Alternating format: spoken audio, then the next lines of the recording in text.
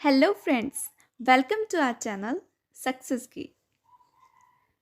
आज मैं आपके सामने एक टॉपिक लेके आई हूँ जिसका नाम है बुद्धि यानी इंटेलिजेंस। अब आप सभी का सीटेट का एग्ज़ाम तो आने वाला है, तो उसकी बेहतर तैयारी के लिए मैं आपके सामने एक टॉपिक लेके आई हूँ, बुद्धि। फर्स्ट टॉपिक है हमारा बुद्धि। धीरे धीरे हम आगे और भी सारे टॉपिक्स कवर करेंगे, आप मेरे साथ बने रहिएगा। तो चलो हम बातें नहीं करते हैं, अपना टॉपिक स्टार्ट करते हैं। बुद्धि होती क्या है? सबसे पहले पॉइंट्स हैं, इनसे हम ये पता करते हैं कि भाई बुद्धि होती क्या है। ठीक है, होती तो सब में है। ठीक है, अब देखते हैं। बुद्धि एक मानसिक क्षमता है। क्षमता होती है एबिलिटी, यानी हमारी जो योग्यता होती है उसी को हम क्षमता बोलते हैं। बुद्धि पर वातावरण का प्रभाव पड़ता है। बुद्धि पर वातावरण का प्रभाव, ये क्वेश्चन कई बार पूछा गया है कि बुद्धि पर किस कारक का प्रभाव पड़ता है। तो आप ना साथ साथ नोट्स बनाते रहना, या फिर आप मुझसे पीडीएफ भी ले सकते हैं। बुद्धि लब्धि यानी आईक्यू, यहाँ पे हमने बात की थी बुद्धि की, और यहाँ पे हमने बात की थी बुद्धि की, और यहाँ हम बात कर रहे हैं बुद्धि लब्धि की। बुद्धि लब्धि एक टॉपिक है जो कि मैं आपको ये बुद्धि और बुद्धि के प्रकार कराने के बाद डिटेल में पढ़ाऊंगी। ठीक है, तो जो बुद्धि लब्धि होती है उस पर वातावरण का कोई प्रभाव नहीं पड़ता। ठीक है, प्रत्येक व्यक्ति में अलग अलग टाइप्स की बुद्धि होती है, और हर व्यक्ति की बुद्धि एक दूसरे से अलग होती है। प्रत्येक व्यक्ति की बुद्धि दूसरों से अलग होती है। एक ही व्यक्ति की बुद्धि अलग अलग समय पर एक ही व्यक्ति के लिए, उसी व्यक्ति के लिए अलग होती है। ठीक है, और जो हमारी बुद्धि होती है ना, उस पर जाति, धर्म, लिंग, क्षेत्र, इन सब का प्रभाव नहीं पड़ता है। मान लिया कोई ऐसी स्पेशल जाति नहीं है कि उसमें जितने भी होंगे सारे इंटेलिजेंट होंगे, उसमें एवरेज भी होंगे। ठीक है, तो आगे हम चलते हैं अपने टॉपिक पर, जो है बुद्धि के प्रकार। इससे भी बहुत क्वेश्चंस पूछे गए हैं। थॉर्नडाइक ने बुद्धि के 3 प्रकार दिए हैं। 3, ये पूछ लिया जाता है कि थॉर्नडाइक के अकॉर्डिंग टू थॉर्नडाइक बुद्धि कितने प्रकार की होती है? तो 3 प्रकार की होती है। कौन कौन सी होती है? मूर्त बुद्धि, अमूर्त बुद्धि और सामाजिक बुद्धि। मूर्त बुद्धि को हम व्यवहारिक या यांत्रिक बुद्धि भी कहते हैं। इसके अलग नाम है, एक व्यवहारिक बुद्धि या यांत्रिक बुद्धि। कई बार आपको मूर्त बुद्धि नहीं मिलेगा ऑप्शन में, तो व्यवहारिक या यांत्रिक बुद्धि मिलेगा। जो अमूर्त बुद्धि होती है उसको ही हम सैद्धांतिक बुद्धि बोलते हैं।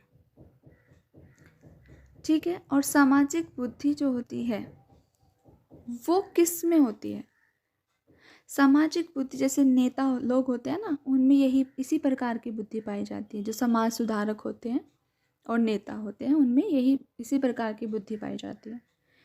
तो हम फर्स्ट पॉइंट पे आते हैं, अपने मूर्त बुद्धि। अब आपसे क्वेश्चन कैसे पूछता है एग्जामिनर? अब वो आपको दे देगा, जैसे कि टीवी मैकेनिक। अब ये पूछेगा आपसे कि टीवी मैकेनिक में कौन से टाइप की बुद्धि पाई जाती है? ऑप्शन होंगे आपके पास, मूर्त बुद्धि, अमूर्त बुद्धि या सामाजिक बुद्धि। तो आपको क्या करना है, क्योंकि आपने कॉन्सेप्ट पढ़ा हुआ है, तो आपको पता है कि जो मतलब कि टीवी मैकेनिक होता है उसमें मूर्त बुद्धि होती है, जो देखकर बता सके। जो ये कहते हैं ना आपको, जो यंत्रों से काम करते हैं ना, जो इंस्ट्रूमेंट के थ्रू, उनमें मोस्टली मूर्त बुद्धि होती है। अब उनके कुछ एग्जाम्पल हैं, जैसे प्लम्बर, इंजीनियर, कारीगर। ठीक है, मूर्तिकार। मूर्तिकार और चित्रकार में आप कंफ्यूज हो जाते हैं। चित्रकार में मूर्त बुद्धि होती है, और चित्रकार में अमूर्त बुद्धि होती है, और मूर्तिकार में मूर्त बुद्धि पाई जाती है। ठीक है, अब बात करते हैं अमूर्त बुद्धि की। अमूर्त बुद्धि, जो अमूर्त चिंतन यानी अपने अंदर चिंतन करते हैं, और उनमें एक स्पेशल क्वालिटी होती है। जैसे शायर होता है, वो अपने अंदर की फीलिंग्स को शायरी के थ्रू एक्सप्रेस करता है, ठीक है। पेंटर, डॉक्टर, कवि, साहित्यकार, इन सभी में, ये लीजिए, ये थोड़ा ज़्यादा, इन सभी में अमूर्त बुद्धि होती है, इनमें मूर्त बुद्धि होती है।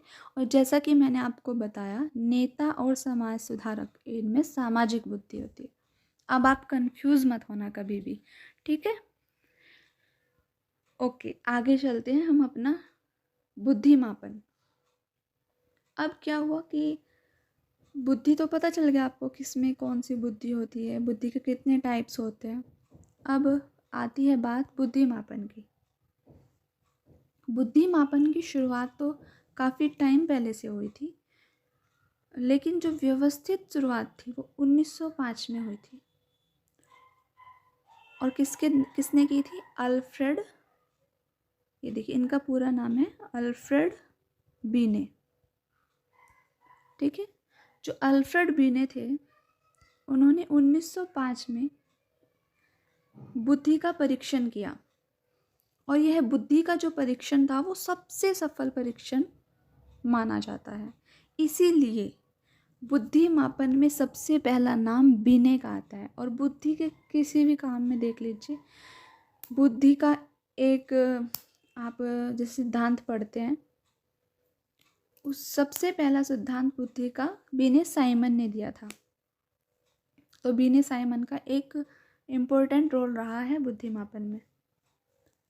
अब जब इन्होंने ये अपना परीक्षण किया तो उसमें उन्होंने 30 प्रश्न थे। अब ये भी पूछ लिया जाता है कि कितने क्वेश्चंस थे उस टाइम पे। 3 प्रश्न थे और 3 से 14 वर्ष के बालकों के लिए था। जो 1905 बीने साइमन जो परीक्षण था वो 3 से 4 वर्ष के बालकों के लिए, और उसमें 30 प्रश्न थे। आगे चलते हैं। बीने जो परीक्षण था वो वैज्ञानिक आधार पर बुद्धि मापन का परीक्षण था। इसीलिए बीने को बुद्धि मापन का जन्मदाता कहा जाता है। 1905 का ही संशोधित रूप है। बीने साइमन टेस्ट 1908 में पहली बार मानसिक आयु का प्रयोग किया गया। और ये क्वेश्चन आपका वेरी वेरी इंपॉर्टेंट हो जाता है कि मान लिया किसी बच्चे की एज तो है 10 साल और वो 15 ईयर के जो बच्चे हैं उनके क्वेश्चन सॉल्व कर रहा है, तो उसकी मानसिक आयु 15 ईयर हुई, ठीक है। तो उसके अकॉर्डिंग टेस्ट किया जाने लगा कि कौन बच्चा प्रतिभाशाली है, कौन श्रेष्ठ है। वो हम आगे जब टेबल पढ़ेंगे उसमें पढ़ेंगे, ठीक है। एक सेकेंड, आगे चलते हैं हम अपने टॉपिक पे। बच्चे की बुद्धि लब्धि का निर्धारण मानसिक आयु व वास्तविक आयु दोनों की तुलना करके किया जाता था। जैसे मैंने आपको अभी बताया, यदि मानसिक आयु वास्तविक आयु से ज़्यादा होती तो बच्चा इंटेलिजेंट कहलाता है अभी भी, ठीक है। बीने साइमन टेस्ट 1908। अब ये जो बीने साइमन टेस्ट था ना, इसका इंग्लिश में ट्रांसलेट किया गया, और वो किसने किया? गोडार्ड ने। और कब किया? 1910 में। ये भी क्वेश्चन बनता है आपके एग्जाम में कि बीने साइमन टेस्ट का इंग्लिश में ट्रांसलेशन किसने किया? तो वो थे गोडार्ड। तो आप नोट करते चलिएगा मेरे साथ।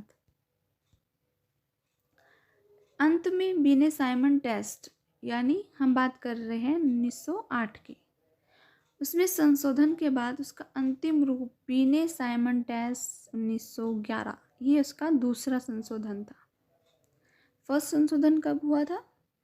जब हमारे पास पहले 1905 था, उससे 1908 बीने साइमन आया, वो हमारा पहला संशोधन था। और दूसरा संशोधन बीने परीक्षण 1911, ठीक है। अब इसमें क्या क्या था? इसमें जैसे पहले क्या थी, क्वेश्चन की संख्या क्या थी? 30 थी। अब इसमें 30 से बढ़ा के 54 कर दी गई। प्रश्नों की संख्या 30 से बढ़ाकर कितनी की गई? 54। ये क्वेश्चन बनता है आपके एग्जाम में कि बीने परीक्षण 1911 में प्रश्नों की संख्या कितनी थी, ठीक है। फिर आगे चलते हैं हम अपने बुद्धि का मापन मानसिक आयु व शारीरिक आयु के द्वारा किया जाता था, जो कि एक कठिन कार्य था।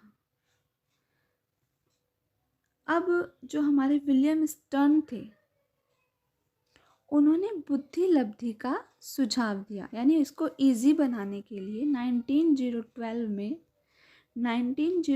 में स्टर्न साहब ने बुद्धि लब्धि का सुझाव दिया। आप पढ़ते आए होंगे बुद्धि लब्धि, mental age upon chronical age into 100, वही उसी की बात मैं कर रही हूँ। ठीक है, तो इसको बोला गया, ये आप स्टैनफोर्ड बिने साइमन परीक्षण आया एक, ये बिनेट जो लिखा है वो बिने के लिए, इंग्लिश में बिने को बिनेट लिखते हैं। ठीक है, 1916 स्टैनफोर्ड विश्वविद्यालय के प्रोफेसर टर्मन ने बुद्धि लब्धि का फॉर्मूला दिया। अब देखिए आपसे क्वेश्चन कैसे पूछा जाता है, आपसे पूछा जाएगा कि सर्वप्रथम बुद्धि लब्धि का प्रयोग किसने किया, या बुद्धि लब्धि का शब्द का उपयोग किसने किया, तो वो थे स्टर्न। कौन थे? स्टर्न। लेकिन बुद्धि लब्धि का फॉर्मूला जो दिया वो दिया टर्मन ने। किसने? टर्मन ने। और कई बार आपसे ये भी पूछा जाता है कि जो ये इनटू 100 था ये किसके द्वारा जोड़ा गया, वो भी थे टर्मन। और ये जो इनटू 100 जोड़ा गया ना, ये दशमलव को हटाने के लिए इस 100 के गुणक का उपयोग किया गया। यानी कि पहले जो हम निकालते थे वो हमारे पॉइंट्स में आती थी, अभी क्या होगा, वो पॉइंट्स को हटाने के लिए हमने 100 के गुणक का उपयोग किया। चलो अब हम कुछ क्वेश्चन सॉल्व करते हैं। इस टाइप के क्वेश्चन भी आपके एग्ज़ाम में आते हैं, आप मेरे साथ सॉल्व कीजिएगा और अपना आंसर मुझे कमेंट बॉक्स में ज़रूर दीजिएगा। किसी बालक की मानसिक आयु 12 वर्ष, वास्तविक आयु 16 वर्ष, तो बुद्धि लब्धि ज्ञात कीजिए। आपके पास फॉर्मूला है, पुट कीजिए। जैसे कि मानसिक आयु कितनी है, 12 बटे 16 गुना में 100। ठीक है, अब हमने कर दिया 25 चौक का 100 और 4 चौक 16, यानी 4 से कट गया, 4 से ये भी कट गया। अब 4 से हम काट देंगे, 4 दिया 12, 25 दिया 75, हमारी आ जाएगी बुद्धि लब्धि। अब जो टेबल हम आगे करेंगे ना, उसके हम बता देंगे कि ये कौन सी बुद्धि का बालक है। ठीक है, इसमें कौन सी बुद्धि है, यानी ये तीव्र बुद्धि है, मंद बुद्धि है, जो भी। चलो एक क्वेश्चन और सॉल्व करते हैं। आप ना मुझसे पहले सॉल्व करके बताओ कमेंट बॉक्स में, मैं बाद में रीड कर लूँगी कि किसने सही दिया था और किसने नहीं। ये वाला करके दिखाओ आप मुझे, एक सेकेंड, अभी करके दिखाओ।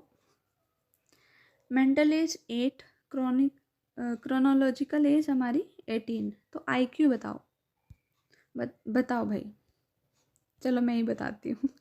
तो कभी भी अगर आपके सामने ये क्वेश्चन आ जाता है जिसमें मेंटल एज 10 से ज़्यादा हो और क्रोनोलॉजिकल एज 18 से ज़्यादा हो, तो हम मेंटल एज 10 लेंगे और क्रोनोलॉजिकल एज 16 लेंगे।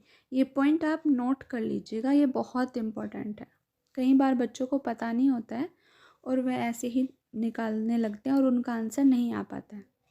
क्योंकि अगर हम यहाँ पे देखिएगा, ये 8 अपॉन में, क्योंकि हम क्रोनोलॉजिकल 8 हमारी 16 से ज़्यादा है तो हम यहाँ पे 16 लेंगे, इनटू में हम 100 करेंगे। ठीक है, तो अब सॉल्व कर कीजिए आप इसको। ठीक है, 8 दूनी 16 और 2 कट गया 50, मतलब 50 दूनी 100। ठीक है, तो अब हमारा आंसर आया है 50। लेकिन अगर आप 18 पुट करके रखते तो पता नहीं क्या आंसर आता। अच्छा चलो, आप सबके लिए आज एक क्वेश्चन मैं लेके आई हूँ। मेंटल एज है, बिल्कुल सिंपल सा क्वेश्चन है, आप सभी कर लेंगे आई होप। मेंटल एज है 10 ईयर और क्रोनोलॉजिकल एज है 8 ईयर, तो अब IQ आपका बताना है। ठीक है, तो नेक्स्ट वीडियो में हम इसकी टेबल लेके आएंगे और उसके बाद हम इसके सिद्धांत करेंगे, जो कि बहुत ज़्यादा इम्पोर्टेंट है। आई होप आपको वीडियो अच्छी लगी होगी। अगर कोई मिस्टेक हुई है तो प्लीज़ इग्नोर। एंड अगर आप आगे की वीडियो में लेके आऊँगी उनको भी देखना चाहते हैं तो आप सब्सक्राइब ज़रूर कर दीजिएगा, ठीक है? ओके, धन्यवाद दोस्तों, बाय। आपका दिन शुभ हो।